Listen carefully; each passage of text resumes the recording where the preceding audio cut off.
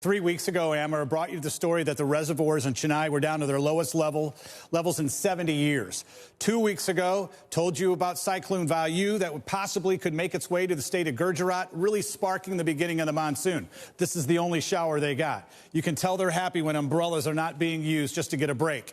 Then it was a week ago, the extreme heat, the pre-monsoon heat that was building, which is typical. And then yesterday, talked about how the water shortage is affecting more cities than we can count. This is a rickshaw, a guy trying to get as many water jugs as he can. Notice the colors of purple, northern India, Pakistan, all the way over to Saudi Arabia. The difference is the air there is dry and it's extremely humid in northern India and all of India. So it takes a while for the body to recuperate, if it can at all. No rainfall, really much to speak of. A passing shower in Rajasthan, a little bit of cloud cover in Chennai, off the state of Kerala where the monsoon typically begins.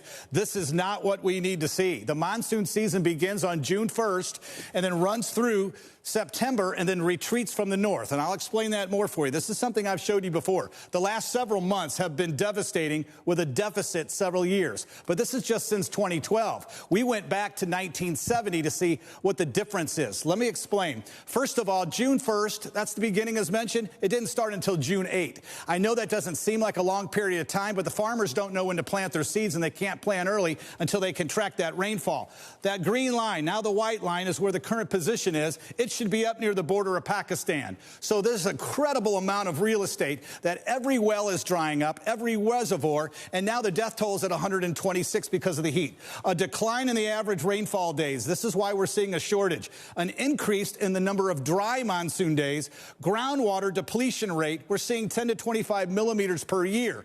To go further with this, and this is what's staggering, the crop season in summer and in winter has seen since 1970 an incredible drop in the amount of rain across the entire landmass. This is depleting the groundwater. We showed you a video a couple of weeks ago. People are digging down below the wells that are dry to try to find any water whatsoever. What could happen without improved water management? This is a government issue here.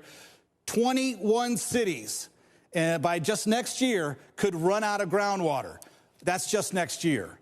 Now the projection in 10 more years. By the year 2030, 40% of all of India could have no water in their groundwater and no access to drinking water. We're hoping the monsoon rains kick in the next couple of days. And right now, India ranks 120th out of 122 for countries that are in current need of water and are in a water crisis. This is an unbelievable story that could get worse in the days ahead.